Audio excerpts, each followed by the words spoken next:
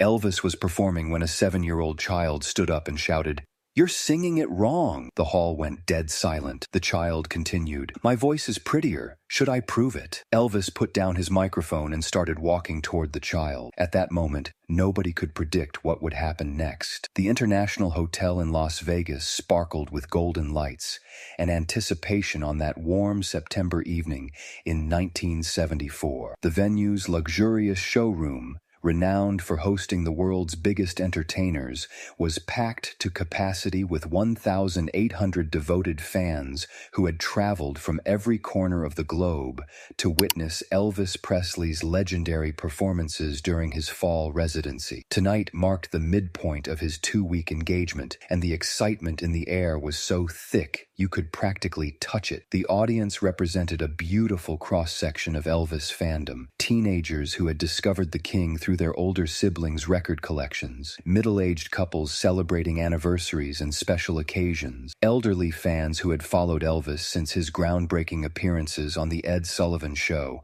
and families who had saved for months to afford tickets to what many considered the greatest live entertainment experience in the world. Among the sea of eager faces seated in the 8th row center was the Patterson family from Denver, Colorado. Mark Patterson, a 35-year-old insurance salesman, had surprised his wife Linda with these premium tickets for their 10th wedding anniversary. Linda had been an Elvis fan since she was a teenager, and Mark knew that seeing her idol perform live would be a gift she would treasure forever. But the most enthusiastic Elvis fan in the Patterson family was their 7-year-old son, Tommy. With his unruly sandy hair, bright blue eyes, and a gap-toothed grin that could light up a room, Tommy possessed an unusual musical precocity that had amazed his parents and teachers since he was barely old enough to talk. By age 4, he could carry a tune better than most adults. By 5, he was harmonizing with the radio. By 6, he had memorized the words to dozens of popular songs,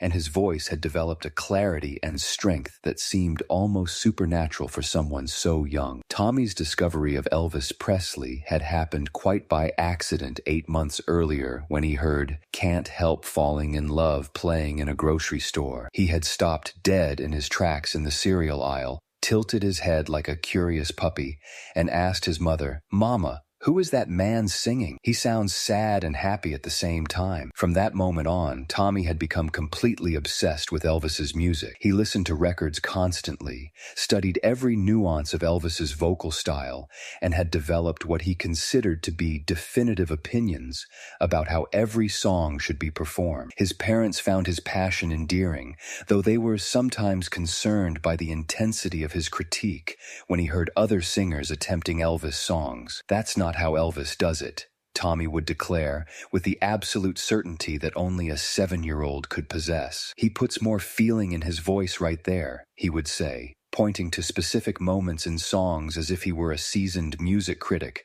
rather than a child who still needed help tying his shoes. Tonight, Tommy was practically vibrating with excitement as he sat between his parents, dressed in his best shirt and tie, his small hands clasped together in his lap as he tried to contain his anticipation. He had been counting down the days until this concert for weeks, and now that the moment had finally arrived, he felt like he might burst from pure joy. "Remember what we talked about, Tommy," Linda whispered to her son as the lights began to dim. "We use our inside voices during the show, and we listen respectfully." "I know, Mama," Tommy replied, though his eyes were already fixed on the stage with laser-like intensity. "I just want to hear if he sings 'Love Me Tender' the right way." Mark and Linda exchanged a knowing glance over their son's head. Tommy had very specific ideas about how Elvis songs should be performed, and they could only hope that the king himself would meet their 7-year-old's exacting standards. As the familiar opening notes of "Also Sprach Zarathustra" began to play, signaling Elvis's imminent arrival, the crowd erupted in thunderous applause. The anticipation reached a fever pitch as the music swelled, and then, in a blaze of spotlights and rhinestones,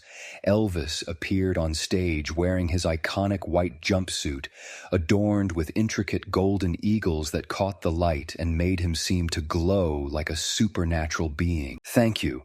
"Thank you very much," Elvis said into the microphone, his distinctive voice sending waves of excitement through the audience. The crowd's response was deafening. Screams of joy, applause that seemed to go on forever, and an energy that filled every corner of the luxurious showroom. Elvis looked magnificent that night. At 39 years old, he was still in relatively good health, his voice strong and powerful, his stage presence commanding and charismatic. He moved across the stage with the confidence of a man who had been performing for 2 decades, every gesture calculated to maximize the emotional impact on his audience. "It's good to be back in Las Vegas," Elvis continued as the applause finally died down enough for him to speak. "And it's good to see all you beautiful people tonight. We're going to have some fun together, if that's all right with you." The crowd roared its approval, and Elvis launched into his opening number, C. Rider. His voice filled the showroom with its warmth and power, and the audience immediately fell under his spell. Tommy watched with rapt attention, his young face serious and concentrated as he listened to every note, every inflection, every subtle vocal choice that Elvis made. For the first several songs, Tommy was completely enchanted. Elvis performed "I Got a Woman," "Love Me," and "If You Love Me, Let Me Know," with the kind of passion and technical skill that had made him legendary. Tommy nodded approvingly at certain moments, his face lighting up when Elvis hit particularly impressive notes or made vocal choices that aligned with Tommy's own understanding of how the songs should be sung. But as the concert progressed, Tommy began to notice things that bothered him. During "Don't Be Cruel," Elvis added some vocal embellishments that Tommy felt were unnecessary. In "All Shook Up," the King's timing seemed slightly off compared to the studio version that Tommy knew by heart. These were minor variations that probably went unnoticed by 99.9% of the audience, but Tommy's unusually acute musical ear picked up every deviation from what he considered to be the correct way to perform these songs. "He's rushing the tempo in the bridge,"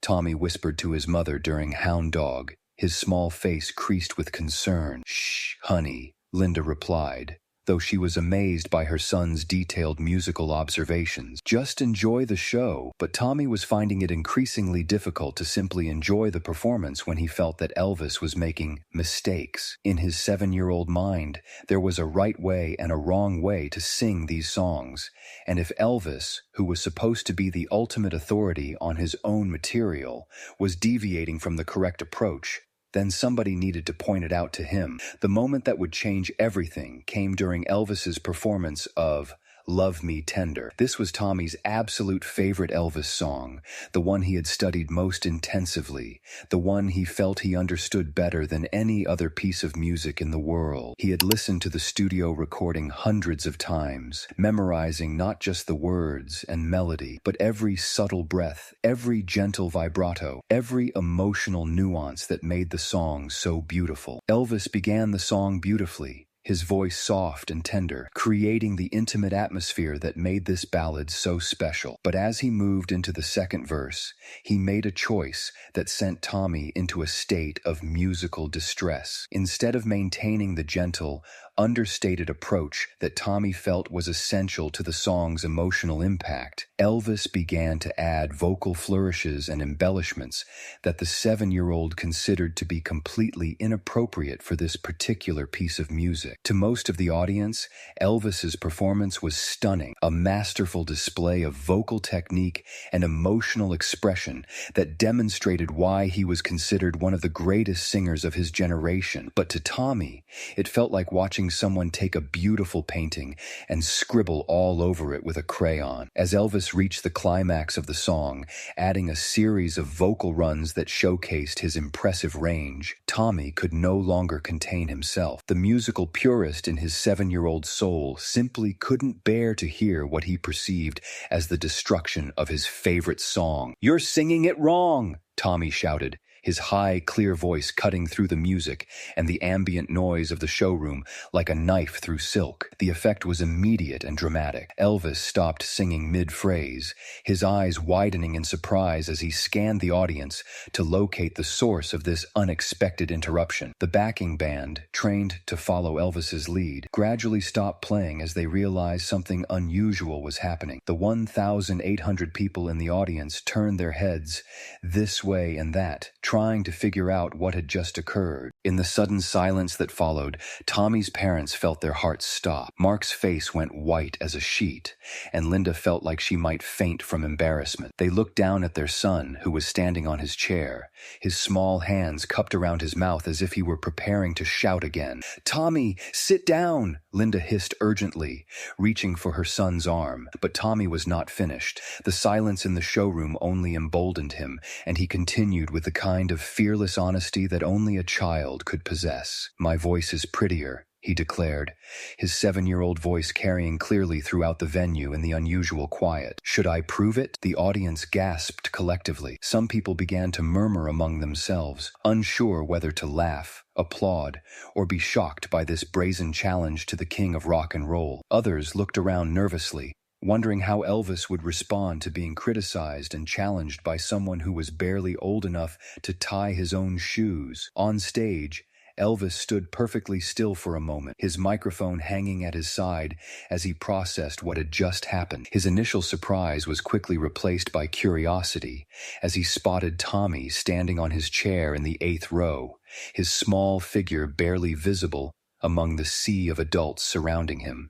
Elvis had dealt with hecklers before, of course, but never one quite like this. Most disruptions came from overzealous fans or occasionally intoxicated audience members. But this was different. This was a child, and not just any child, but one who seemed to have very specific opinions about musical performance. Instead of showing anger or irritation, Elvis's face began to break into a slow smile. There was something charming about this little boy's audacity, something that reminded Elvis of his own fearless approach to music when he was starting out. The kid had guts, and Elvis had always respected that quality in people, regardless of their age. "Well now," Elvis said into his microphone, his voice carrying easily throughout the now silent venue. "Looks like we've got ourselves a music critic in the audience tonight." The crowd chuckled nervously, still unsure how this unusual situation would resolve itself. Tommy's parents were mortified, but they were also oddly proud of their son's unwavering confidence in his own musical opinions. Elvis put his microphone back in its stand and began walking toward the edge of the stage, his eyes fixed on Tommy's location in the audience. As he moved, he gestured for the house lights to be brought up slightly so that he could see the audience more clearly. "You think my voice isn't pretty enough, son?" Elvis asked, his tone friendly rather than confrontational. Tommy, emboldened by Elvis's apparent willingness to engage in this musical debate, nodded vigorously. "You're adding too many fancy parts," he called out, his voice carrying his deep conviction. "The song is supposed to be simple and beautiful. You're making it too complicated." The audience was stunned. Here was a 7-year-old child critiquing Elvis Presley's musical choices with the confidence of a seasoned professional. Some people began to laugh, not mockingly, but with genuine appreciation for the boy's fearlessness. Others watched in fascination, curious to see how the king would handle this unprecedented situation. Elvis had reached the edge of the stage now, and he crouched down slightly to get closer to Tommy's eye level. "What's your name, son?" he asked. "Tommy Patterson," the boy replied, his voice strong and clear despite the magnitude of the moment. "Well, Tommy Patterson," Elvis said, "you've got some pretty strong opinions about music for such a little fellow. How old are you?" "7," Tommy answered proudly, "and I've been listening to your music for almost a whole year.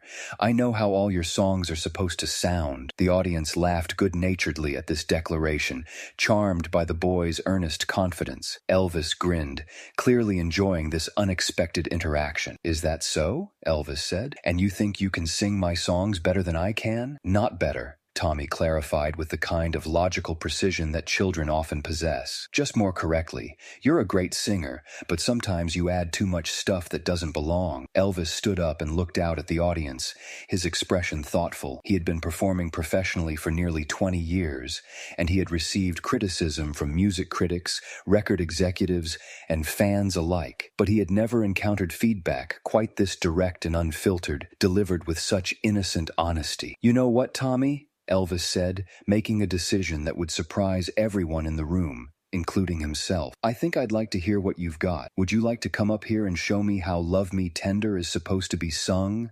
The audience erupted in surprised murmurs and scattered applause. Some people looked shocked, others delighted, and still others concerned about what was about to unfold. Tommy's parents looked like they might pass out from the combination of pride, terror, and disbelief at what their son had managed to accomplish. Tommy, however, showed no hesitation whatsoever. "Yes, sir," he said politely, as if being invited to perform on stage with Elvis Presley was the most natural thing in the world. Security personnel and ushers quickly materialized to help escort Tommy and his parents to the stage. As they made their way through the audience, people patted Tommy on the back, whispered words of encouragement, and marveled at the boy's incredible composure in the face of this unprecedented situation. When Tommy finally climbed the steps to the stage, he seemed even smaller than he had appeared from the audience. The vast space, the bright lights, and the sea of expectant faces might have overwhelmed a grown man,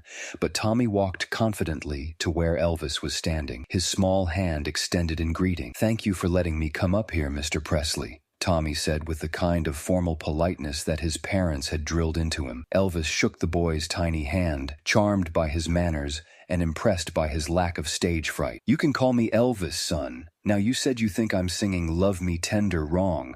I'd like you to show me how you think it should be done." Elvis gestured toward the microphone, which had been lowered to accommodate Tommy's height. The boy walked over to it with complete confidence, adjusted his position slightly, and looked out at the audience with the kind of poise that many professional performers never achieve. "This is how it's supposed to sound," Tommy announced to the crowd. "Simple and pretty, not fancy." Without any musical accompaniment, Tommy began to sing Love Me Tender in a voice that was clear, sweet, and absolutely stunning in its purity. He sang the song exactly as Elvis had recorded it 20 years earlier, with none of the embellishments or vocal flourishes that had characterized Elvis's performance earlier in the evening. His interpretation was straightforward, emotionally direct, and breathtakingly beautiful in its simplicity. The effect on the audience was immediate and overwhelming. The entire showroom fell into complete silence as Tommy's young voice filled the space with a beauty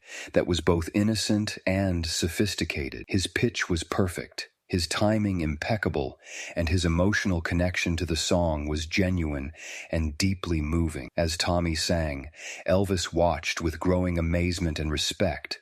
The boy wasn't just technically proficient, he had a real understanding of the song's emotional core, and he was able to communicate that understanding through his voice in a way that was remarkably mature for someone so young. When Tommy finished the song, the silence in the showroom lasted for several seconds before exploding into the most enthusiastic applause Elvis had ever heard in his career. People were on their feet, cheering, crying, and calling out words of praise for this remarkable little boy who had just delivered one of the most beautiful performances any of them had ever witnessed. Elvis himself was deeply moved by what he had just experienced. He knelt down beside Tommy and put his arm around the boy's shoulders. "Son," he said into the microphone, "that was absolutely beautiful. You were right. Sometimes simple is better." Tommy beamed with pride, but he was also gracious in his moment of triumph. "You're still the best singer in the world," he told Elvis. "I just like the songs the way they were first recorded." Elvis laughed and ruffled Tommy's hair. "You know what? You've taught me something tonight. Sometimes when you've been doing something for a long time, you forget why you started doing it in the first place. You reminded me that the most important thing about music is the heart of the song, not how many fancy tricks you can add to it." The audience applauded this sentiment, moved by the gracious way both Elvis and Tommy were handling this extraordinary situation. Elvis stood up and addressed the crowd directly. "Ladies and gentlemen," he said, "tonight you've witnessed something very special. This young man has reminded all of us that music is about truth and beauty, not about showing off. He's also shown us that talent and understanding don't have anything to do with age. Sometimes the clearest vision comes from the youngest eyes. Elvis turned back to Tommy. "Would you like to sing another song with me, son? I promise to keep it simple this time." Tommy nodded enthusiastically, and together they performed "Can't Help Falling in Love," with Elvis deliberately restraining his vocal embellishments and focusing on the pure, emotional core of the song. Their duet was magical, the seasoned professional and the talented child finding a perfect balance between experience and innocence. When they finished, the standing ovation lasted for nearly 10 minutes. Tommy took his bow like a seasoned performer, waved to the crowd, and then politely thanked Elvis before returning to his parents in the audience. Elvis completed his concert that evening, but the entire performance had been transformed by Tommy's intervention. The king sang with a renewed focus on the essential beauty of his songs, stripping away unnecessary embellishments and returning to the emotional directness that had made him famous in the first place. After the show, Elvis invited the Patterson family backstage, where he spent nearly an hour talking with Tommy about music,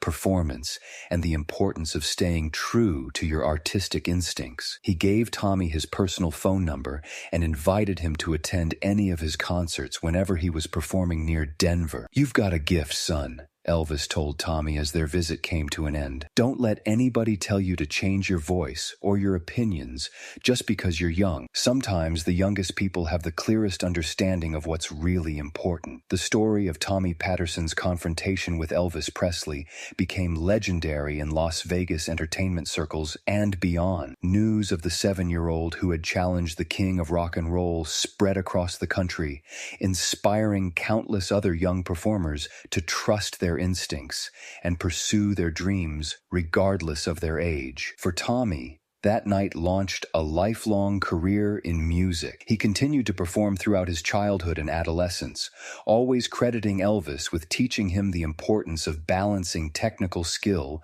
with emotional honesty. He eventually became a successful recording artist and music producer, though he never forgot the lesson he learned that night about the power of simplicity and truth in musical expression. For Elvis, Tommy's challenge provided a valuable reminder about the importance of staying connected to the essential beauty of music. In the concerts that followed, he made a conscious effort to focus more on the emotional core of his songs and less on vocal gymnastics, resulting in some of the most powerful and moving performances of his later career. The bond between Elvis and Tommy continued for the rest of Elvis's life.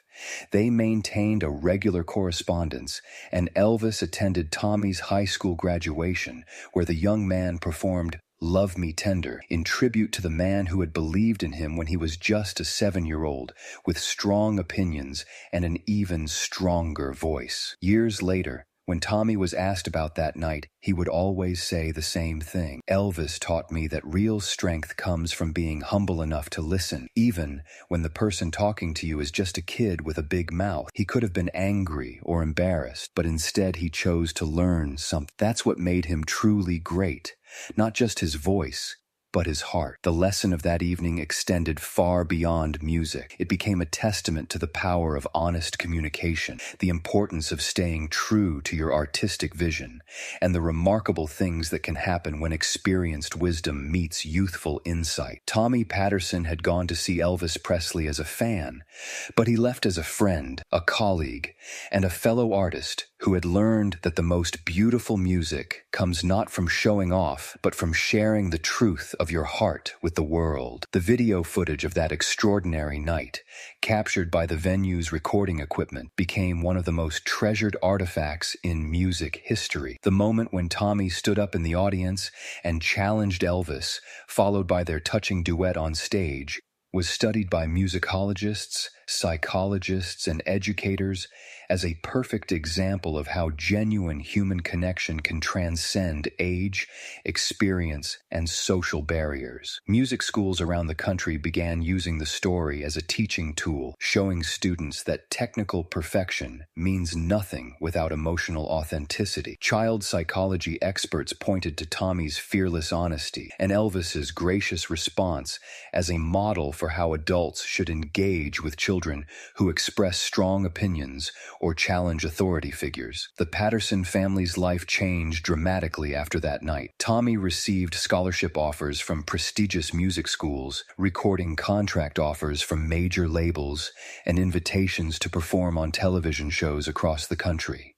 However, his parents, guided by Elvis's advice about staying grounded and focusing on education first, chose to let Tommy's musical development progress naturally while ensuring he maintained a normal childhood. Tommy continued to attend regular school, participate in local music programs, and develop his talents at a pace that felt comfortable for him and his family. Elvis kept his promise to stay in touch, sending birthday cards, Christmas gifts, and occasional phone calls that meant the world to the young musician. The night that 7-year-old Tommy Patterson challenged the king of rock and roll became more than just an entertaining story. It became a symbol of the transformative power of music and the importance of maintaining an open heart and mind, regardless of one's position or status in life.